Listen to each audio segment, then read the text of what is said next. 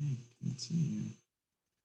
Okay, wonderful. So hello, everybody. Thank you all for joining this webinar to discuss the NH21 arrivals in travel evolution of how AFS participants will travel. For this meeting, everybody is automatically muted, and we ask that you submit questions to the Zoom chat. An AFS travel staff is monitoring the chat thread and will answer questions after the presentation. So now let's get started by meeting the AFS travel team. And I will get started. My name is Ryan Tolman. I am the manager of hosting travel at AFS-USA. I've been with AFS for going on 9 years now, all under the travel and logistics department. And now I'll pass it on to Paula McGrath. Hi, everybody. Welcome, West Coast volunteers, to our travel rep training. I'm Paula McGrath. I'm the director of travel operations. I have been with AFS for a very long time. It's, I think, 40 years now. I do recognize a lot of names and faces from various conferences that I've been at over the years, so I'm really pleased that you've joined us tonight. We have some of our regional travel and logistics assistants, so I'm going to pass it off to Denise, who is very familiar to a lot of you. Hi everyone, I'm Denise. I'm a former AFSer and a volunteer, and I'm very excited to be here with you all this evening.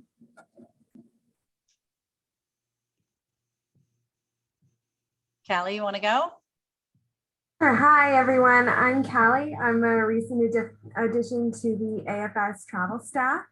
Really excited to be a part of it, and look forward to working with you all, be it in a secondary position.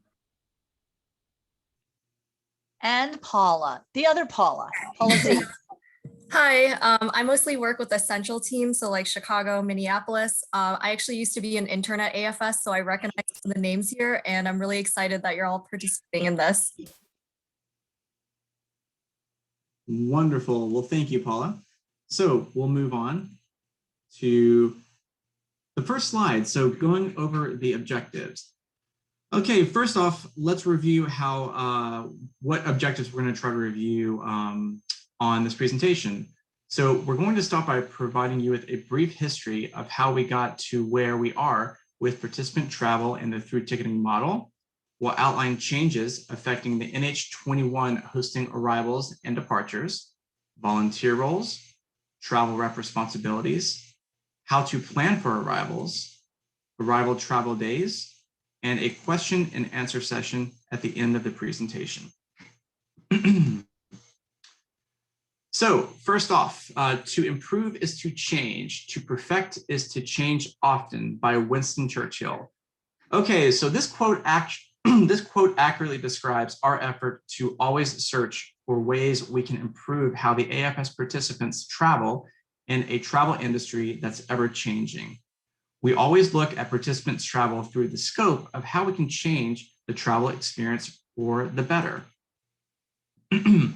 Okay, so starting in 2015, we asked ourselves a question. How do we find an approach that will simplify our processes and allow students to travel more directly to their host families? Now, this is a complex question as it impacts the entire AFS world. As we work within the AFS International Global Network, we need to first pilot a new model, in this case, through ticketing, and build on that success. The overall goal of the pilot was to determine if through ticketing would drastically reduce travel time for participants. For those of you who are new to the through ticketing concept, this is essentially point-to-point travel, where participants can fly to their host distribution site or HDS airport without going through the gateway city. For example, if a student is hosted in Syracuse, New York, an AFS partner can fly the student to Syracuse through Charlotte, Detroit, or any other transit point in the United States, and would not necessarily need to go through the traditional gateway, which in this case, it would have been JFK or New York City. Okay, so in 2016, we piloted the through ticketing model in the Houston and Dallas gateways. In 2018, we expanded the through ticketing model to include Washington, D.C. and Minneapolis. And in 2020, COVID presented an opportunity to work with through ticketing for repatriation with all partners. For 2020 arrivals, although small, it provided us with a framework to scale the through ticketing model for arrivals. Now in 2021, we are working with partners to through ticket all participants to their host distribution sites where possible. And now I'll pass it to Paula McGrath to discuss some of the finer points of through ticketing. Thank you, Ryan. So for through ticketing, starting in the NH21 cycle, we just wanted to review some key points in that, as Ryan said, through ticketing has proven to dramatically reduce the travel time and also, as a bonus, eliminate luggage fees for AFS participants where they are through ticketed.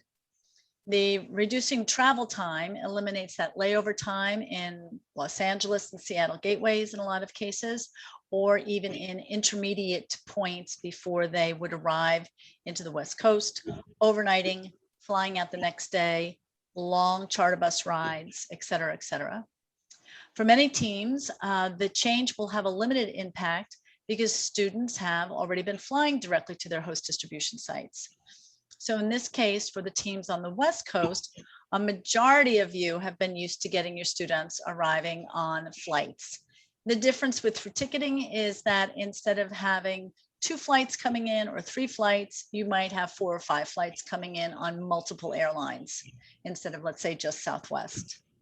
Okay, this change has eliminated a very large gateway arrival transit event, primarily in Chicago and New York, which were very large charter bus operations. Through ticketing, just as a note, it requires the airlines or the AFS partners to manage the rebookings on flights due to any misconnections or cancellations. So AFS-USA is not able to change domestic flights as we are not the issuing agent, which is an airline industry rule. We've also planned on more international arrivals.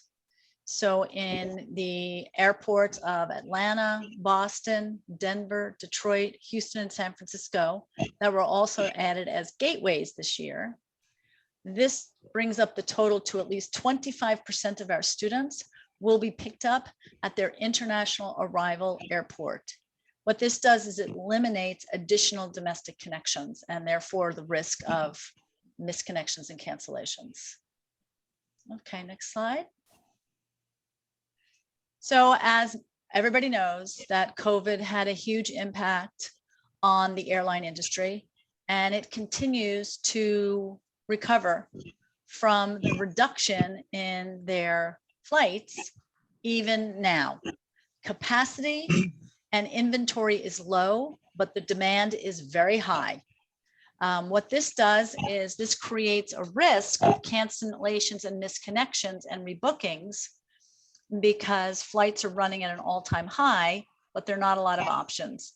So where there might have been 5 to 8 flights into a city pre-COVID, now there might be 3 or 4. We also, in selecting the host distribution sites and the new gateways that we added, we looked at the host distribution sites from 2019 and we reviewed them based on the following criteria, which was to look at where we could reduce the number of host distribution sites to allow for pickups at international and domestic arrival airports. If they were within a 3-hour drive of each other, that's the airports, that is. We also did an analysis of airline schedules in February, both of international and domestic flights. We selected 10 to 12 of our largest partners and a few smaller partners and a sampling of domestic airports throughout the country in all of the regions, and saw where we would have particular challenges. We also, just to let you know, we actually met with field staff and reviewed all of these, and everything was confirmed. And then we began to notify our partners of domestic airports for all students that had fully compliant placements in April. And then starting in May, we started also notifying partners of the airports for their students that were placed without papers. gateways. So you'll see that your teams are still linked to gateways because we are utilizing them for geographical groupings. Okay. But this means, as Ryan said, that students may connect through another airport en route to their host distribution site. Also very important to note, not all partners will be able to through ticket to all host distribution sites, which is dependent upon flight schedules, domestic airports, actually, and cost. Some partners, the way that the pricing structure is within their countries, if they can't through ticket on an alliance domestic carrier, the domestic for some reason is absurdly ridiculously high. And just as a note for 2021 is that we're not going to be adding any additional airports. And we will be doing a review of through ticketing in the fall and early winter of 2021. And also that we're finding that many partners are waiting until their participants have confirmed visa appointments before they will issue non-refundable tickets. And this is a very unique situation to 2021, given the COVID restrictions in countries throughout the world. Okay, Ryan. And then I think we segue into volunteer roles. Yep, so I will cover this part. So Okay. the primary volunteer roles for arrivals travel. Okay, so we start with the hosting arrival orientation coordinator, and the primary responsibilities of this role is to determine the method of an arrival orientation and primarily to also communicate with the host families. For the travel representative, this role is responsible for pre-arrival planning based on international and domestic flights, scheduling volunteers for airport duty, overall airport management, communicating with the AFS staff regarding any flights, delays, or cancellation, volunteers for meet and greet. This role is responsible for meeting flights throughout the day at the airport, communicating any issues to the travel representative, and if the host family is picking up the student, this role will facilitate meeting of the student and the host family. And finally, to the transit airport volunteer. These are volunteers that help support transits in transit city hubs such as Atlanta, Chicago, Dallas, Detroit, Houston, Los Angeles, JFK, San Francisco, etc. Okay, so the travel advisory group has actually been working over the past year and a half to develop this whole transit system of volunteers that are willing to go to transit points in the United States to help out with any student that is transiting that may have a misconnection, or even if they need to overnight with the students. This is a huge change with how we have developed the travel operation, in that we have a lot more volunteers that are willing to help out to support these transit points, as through ticketing does a lot for many more transit points throughout the United States. Oops. Okay, so going a little bit more in depth into the travel rep's general responsibilities, we've provided the following timeline for pre-arrival planning. So 30 to 40 days out, the travel rep would determine the arrivals orientation model and its impacts on airport schedules. 30 to 21 days out, this role would be responsible for recruiting airport volunteers for meet and greet services and start pulling travel reports. 14 days out, this role would start reviewing review reports, finalize airport volunteer recruitment, begin to assign volunteers to airport duty, create backup plans for delays and cancellations. 7 to 14 days out is when we anticipate we will receive the majority of the travel for partners. So the 27th of July is actually when we have our placements cut off, to where partners will be able to determine if students will come on first arrivals or second arrivals based on the feedback that we get from our field staff, whether or not a student will be able to come. This is also, as Paula mentioned, a lot of partners are waiting until this point to issue visas. So after visas are issued, once they find out definitively that a student is going to come on first arrivals, then they're also in tandem start booking travel. And that's when we anticipate, because this is such an off year, that we will receive the majority of the travel after the 27th of July deadline.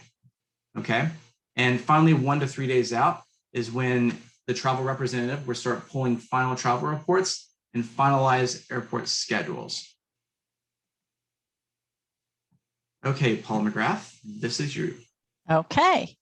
So there are AFS travel reports that exist in Global Link. There is also, I'm sure as many of you know, that there is a link from My AFS from the picture of your student. There is a little link there to travel info, which takes you and reflects the information that's in Global Link. So depending upon how many students you have or how you manage your information, you may want to utilize the Global Link reports. There are 3 key reports and you can query by content. So let's say you just want to see all of your yes students that are coming in. You can query them. You can't do multiple queries. You can do only one at a time, or you can select all. So your arrival travel by area team shows just the last leg of travel that arrives into your host distribution site airport, and it shows them in chronological order. And this is really good for airport scheduling. The next report is an arrival detail travel by area team. This reflects all of the legs of travel for each of the students in your area team, and it is sorted alphabetical by country and then alphabetical by last name within country. This is an excellent report for travel reps to use on the day of travel, in that we are asking everybody to have eyes on all of the flights for all of the students traveling this year with through ticketing. So this is a good schedule so you can see all of the international legs as well. The last report was developed with the help of a volunteer who wanted to see even more information on a report. So this is the domestic arrival by area team with host family. It's a bit of a misnomer with domestic, because if you are a gateway team like Denver or San Francisco, Seattle, LA, where you're going to get international flights, they will show up on here as well. This report then shows not only the student and their leg of travel into your airport, but it pulls the host family name and contact information, the liaison information, and you could easily reformat this for an airport schedule if you wanted to have the host family contact information on it. Okay, Ryan, next slide, please.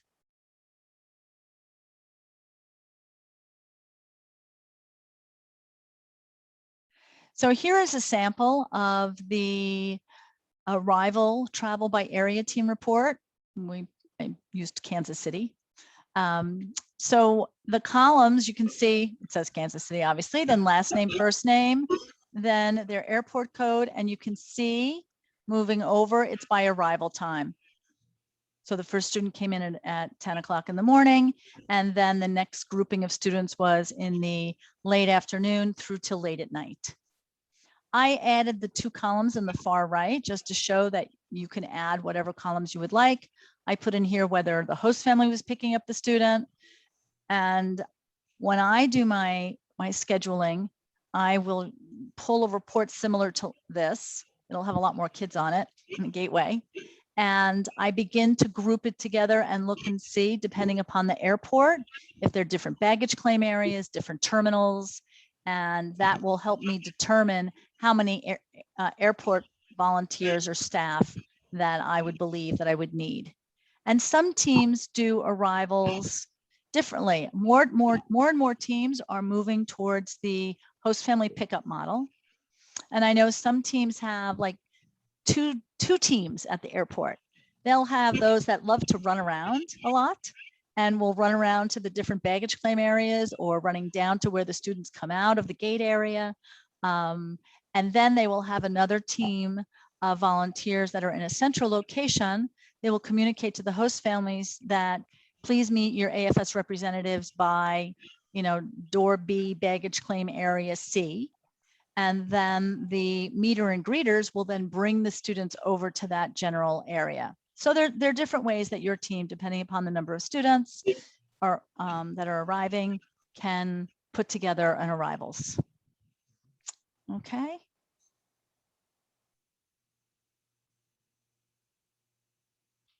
Next slide, Ryan. Can you see it? Yes, I can. So between August 10th and August 13th, AFS-USA is going to have a large team of staff that will be on call, manning the phones, will be assigned to different regions, gateways, area teams, and they will be responding to travel questions and problems and just be here to provide general support. You will receive your contact staff names and information in the week before arrivals. The AFS recruited yes participants are also going to travel during this time, and they're going to be included in this contact information. So between the 10th and we're saying the 13th because some yes students are traveling on the 10th. 11th is the primary arrivals day. We know that there are going to be missed connections and overnights, and kids will be traveling on the 11th. As I stated before, that not all airlines will fly into the US on Wednesdays. We're already hearing that some carriers actually have canceled flights on that Wednesday. So some students will be arriving on Thursday. And then, because you always have to plan for things to go wrong in travel, that we're anticipating there might be a few holdovers by the 13th. So the key to a successful arrivals, of course, is communication and flexibility, in that we are asking the travel reps to check all of the flights, including international, to ensure they're on time. And then if you find something that is delayed 30 minutes into a connecting city, or seriously delayed, or if a flight is canceled, that you would contact your AFS contact person. Two really good apps to use that we all use are FlightAware and Flighty. They're really good. We're also anticipating, of course, we know that communication between our exchange students and their host families is almost instantaneous, that if a host student contacts their host family to say that they're going to be delayed, and that host family then has your contact information, you in turn then would let your AFS travel contact know that a student's called their host family and they're delayed. Please don't assume that because the host family knows that AFS-USA knows about the change. We also, of course, the information flows both ways. And if we receive a cancellation or a misconnection, that we would reach out to the respective area team travel rep. Okay. In turn, then you would update your volunteer team and the airport schedule of any cancellations or delays. It is very important that part of planning for arrivals, that you do plan for the what ifs. So you need to plan for late arriving flights, seriously delayed flights, students misconnecting and not coming into your team until the following day, or even if they're very, very late arriving flights because of delays and a host family can't pick up the student, that you're planning for someone to be able to overnight with that student until the family could come and get them the next day. Okay, next slide.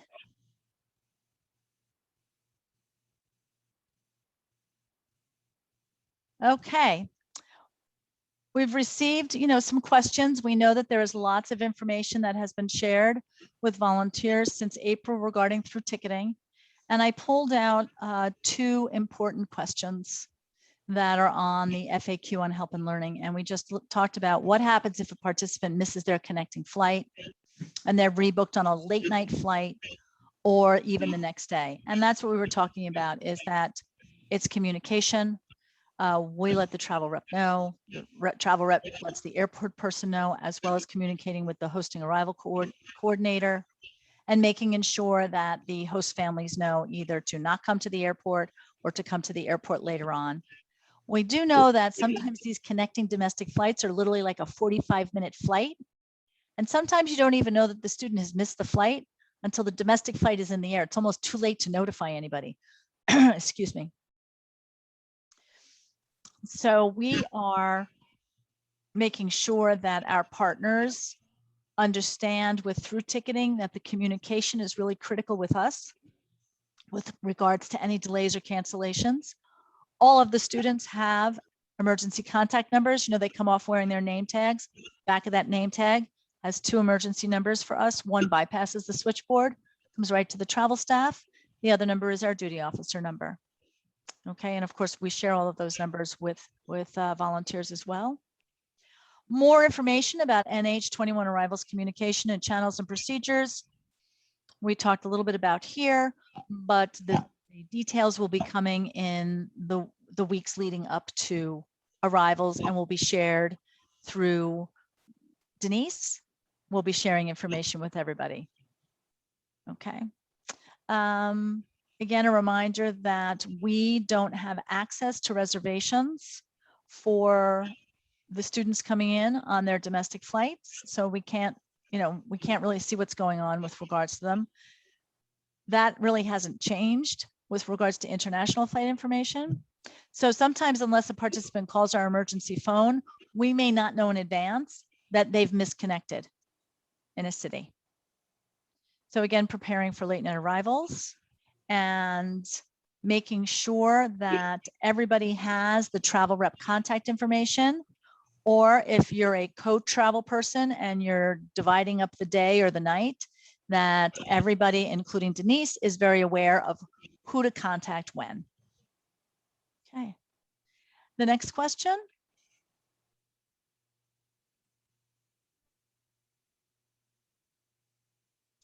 So we've gotten this question because it was mentioned in one of the postings with regards to volunteers being at the airport for host family pickups. AFS-USA, and especially those of us in the travel and logistics department, strongly recommend that a volunteer be at the airport to facilitate the meeting between the host family and the participant and resolve any issues or challenges that may arrive. And it's true, our decades of airport pickup experience prove that it is much easier to resolve problems when you are physically at the airport for a pickup. So an easy example is if a host family is delayed for some reason and there's not a volunteer at the airport and the student arrives and there's nobody there, they are very anxious and they will most likely call the emergency number. They may call their host family, but they call the emergency number and they would say to us, there's nobody here to meet me. We in turn would reach out to the travel rep to let you know that there's nobody there to meet the student. You in turn would call the host family, and the host family might very well say, oops, we thought it was tomorrow night, which has happened.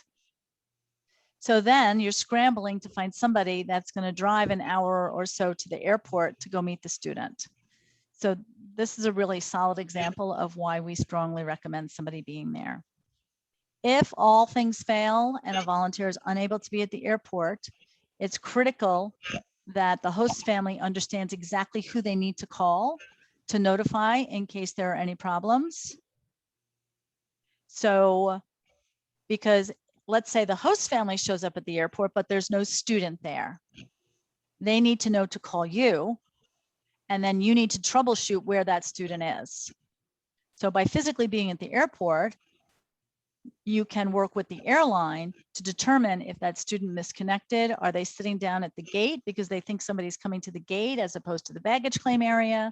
There's any number of reasons. So again,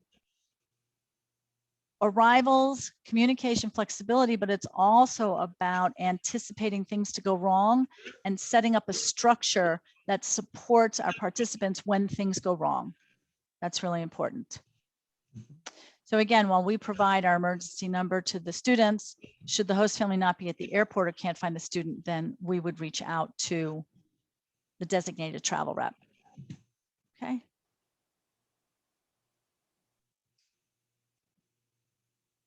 Okay, wonderful job, Paula. Okay, so I'm going to jump in and offer a quick word about departures.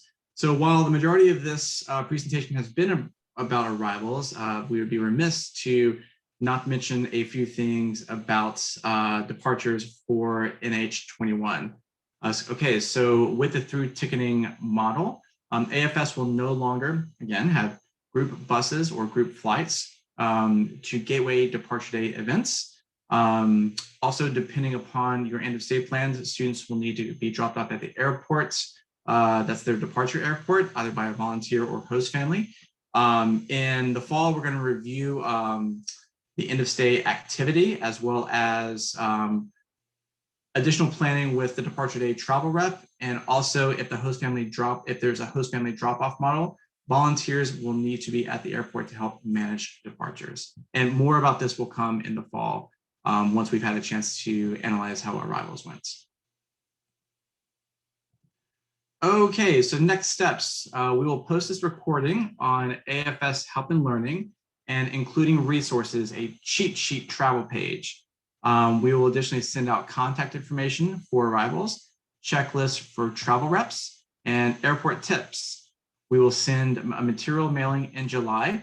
We've actually not been in the office since March of 2020, so we, Paula, myself, the RTLAs need to get in the office and do a full inventory of all of our materials that we usually send out. So the material mailing is to be determined, but we hope that we will have this out sometime in early July. And lastly, we will update the FAQ on Help in Learning as well. Okay, again, if you want to, this is the staff contacts that we reviewed at the beginning of the presentation. If you would like, we can also send this information out to everybody that is on the invite, so you have it. Okay, and lastly, earlier today, I sent out a whole bunch of links for quick resources that are very helpful for all things that are arrivals. You can find all of these within the email that I sent out. It's the exact same information. And if you have any questions, please feel free to email me and I'll give you some more direction on where to find it. Okay, so we're at the question part of the presentation. So as of now, if you do have any questions regarding NH21 arrivals or the through ticketing model, you can feel free to enter your questions into the group chat. If you have specific questions related to your area team's location that don't apply to all the teams, we ask that you please contact us directly at afshosttravel@afsusa.org, and we will answer you immediately. Should we start with the questions? Yes, let's start with this question. Okay, awesome. So the first question is, how can we establish communication between destination area team travel rep and the travel partner who is making the airline ticket purchases? There continue to be pretty horrible flight connections for Alaska, and the team travel reps could facilitate an improved option for travel.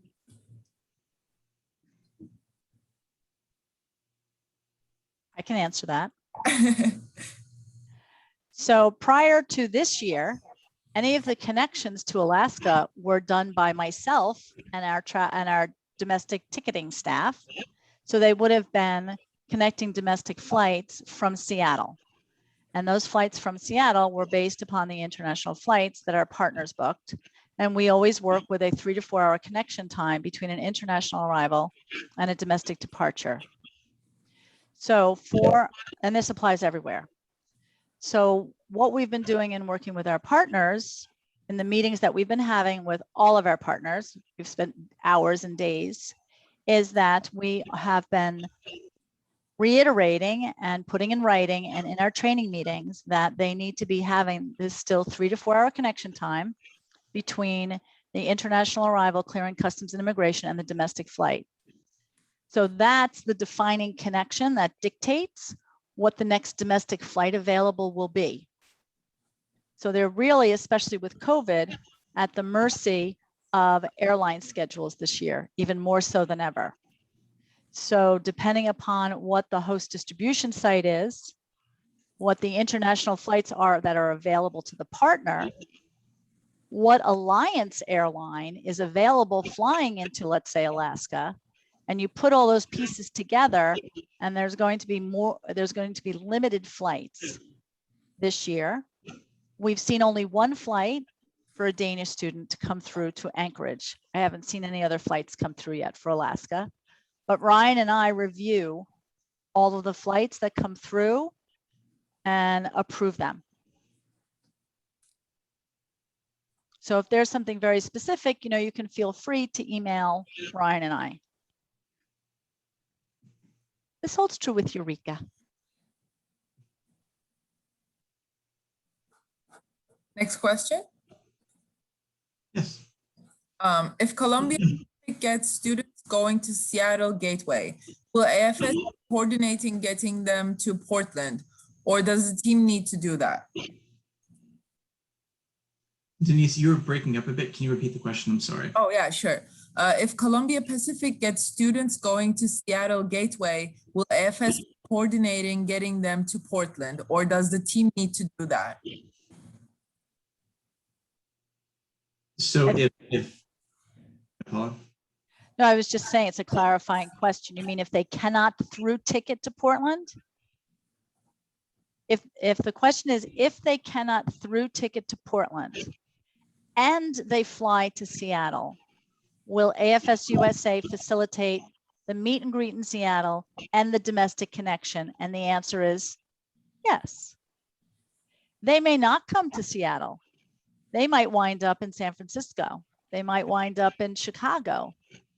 It depends upon the airline and the conversations that we have with them and what the flight schedules look like. I mean, Portland's, of course, a big United hub too. So. Yes, and because Portland is one of the approved airports for this cycle, yes, if a partner cannot through ticket to one of the approved airports, we will take care of the domestic, getting the student to that airport. Yes. Okay, next question.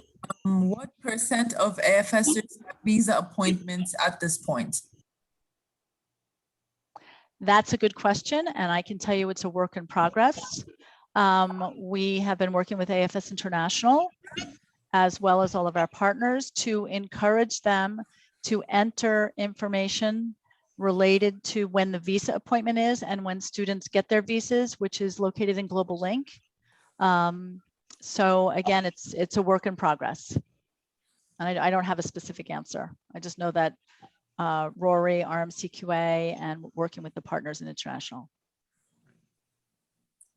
The next question is, so you're saying that our team must have a representative there, I'm assuming the airport. Sierra San Joaquin will not be having any students arriving in Fresno, question mark. Fresno is one of the It is. approved host distribution sites. Yes, it is. Which has been sent to any partners of any placed students. So in my list, I see 8 students for Fresno, and I see that Marie Edwards is the travel rep and the coordinator. So a partnership, we've sent that information to our partners, so they should be through ticketing to Fresno. But thus far, I have not seen any travel for Fresno. No, nor have I. Which is not surprising. Again, a lot Unless of you have a Danish student. Right. And even with the travel plans that came through for the Danish students today, I didn't see anything for Fresno. But that's not surprising. Again, a lot of partners are waiting to make sure that the visa appointment is secure before they move forward with the flight. So it's not surprising that a lot of travel that usually hits our desk at this time of the year has not hit our desk yet. Okay. So the next question, for unexpected students who may need to overnight in our area, I'm assuming the volunteer home who will take students overnight that they need to go through the host family application process. I don't really understand this question. I do. That's a good question. And I'm just wondering, and again, this is one of those things, I do all the travel and logistics, and I know some things about the orientation side. I would think this falls under kind of event family, like an emergency event family. But you know what? We're going to take that question and we're going to add it to the website.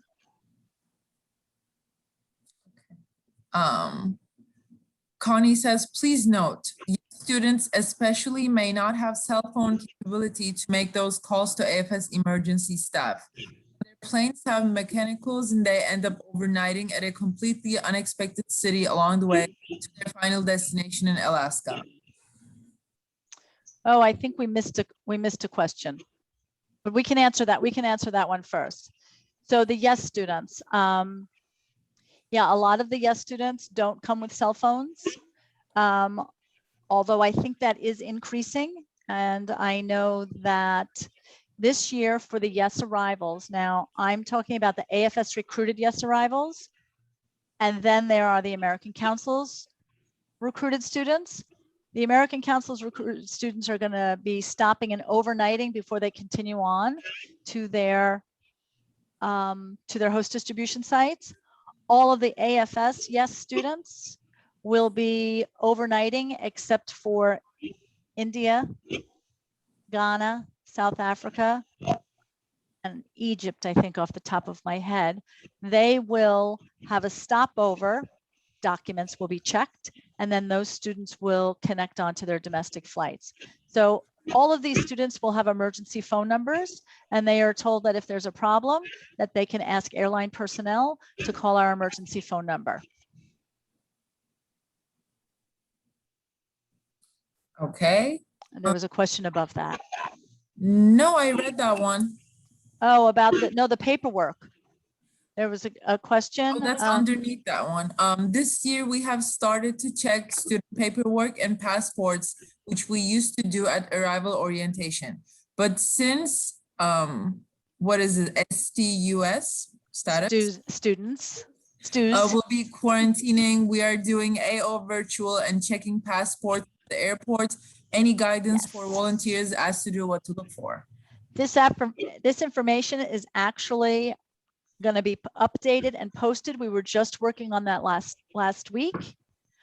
So that will be under the arrival orientation information with regards to checking documents at the airport, so that the host arrival orientation coordinator and the travel rep work together to ensure that the airport volunteers that are going to be at the airport meeting the host families understand what they're going to be doing. Now, if you're choosing not to have a volunteer at the airport to facilitate the meeting between the host family and the airport, then you need to figure out a way to check that information, either the host family, or they can take pictures of the documents and text them to you. So that information is going to be on Help and Learning. Can volunteers now view visa appointment dates in Global, or is that still only viewable by staff?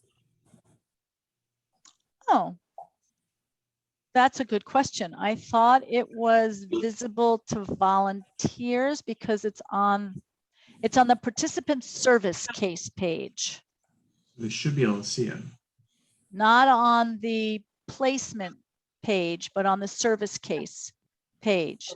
So the first page that you look at, where you can see all the little blue boxes up on top, like 3/4 of the way down. Grayed out, because we can't enter it either. Only the sending partner can enter it. Okay. But we'll find out. Inland Empire has used AFS's choice, the Pasco Airport, aka Tri-Cities Airport, for several years. Is there any possibility of change of airport for 2021? No. That's no, not for 2021. But now, here's the thing. When we were looking at flights back in February, Pasco was not a good option. There was very limited flight service for connecting from international flights. So Spokane had more robust service at that point. So this is where it comes into reviewing the arrival orientation sites, the host distribution sites in the fall, when we do a review, that we will be reaching out to people to ask if they want to change anything. So if Pasco is a better airport for your team, then we can do an analysis and see how it impacts with through ticketing. Absolutely. So that's it for our questions. And Trudy says, I'm going to share my WhatsApp info with our students, which we talked about the last week, that it was a good idea. Yes, that was one of the things that we talked about with Chicago last night, was starting a WhatsApp group with your students that are coming in. And I think what we're going to do is put together some guidelines and communication protocols in that. Oh, so can somebody mute themselves? There's the feedback for me. We want to make sure that if students are, Skyping, I always use the word Skype, WhatsApping you with changes and updates and everything, that you make sure that you are sharing that information with your AFS travel contact so that we know exactly what's going on. Because, again, it's great. We used WhatsApp during repatriations, and it was really great. And I've used it now for our sending students that departed last summer and again this winter. So each little country group, I would put together a little WhatsApp group, and it was great. They would let me know, like, when they got on their domestic flights, when they got off their domestic flights, when they were having lunch together. It was really good. It makes you feel, gives you that secure feeling, like, the kids are okay. So I am all for the WhatsApp, following, of course, the communication protocols. We don't have any other questions right now. Okay. Wonderful. Well, I know Ryan and Denise and the other RTLAs certainly join me in saying, a huge thank you to everybody for joining the call. And like I said last night, for those that filled out the Google form, I just can't tell you how happy I was. Like, I would go in and check like every day, and I'd see another name or two, and I'd be like, oh, look, we're up to 63 travel reps that signed up via the Google form. Plus, there are a lot more travel reps that had emailed us to be affiliated. So it truly makes us all, so happy that you are joining us on this travel journey of NH21 and through ticketing. We really, really appreciate it, and say thank you very much. Okay. So if there are no other questions, we will say good night. And this information will be posted up on Help and Learning by the middle of next week. With the holiday coming up, we'll get this information up. And please know that you can reach out to any of us. And Denise, of course, is your contact as well with any, area team specific questions too. Okay. Thank you so much, everybody. Thank you all. We appreciate you. Bye-bye. Bye.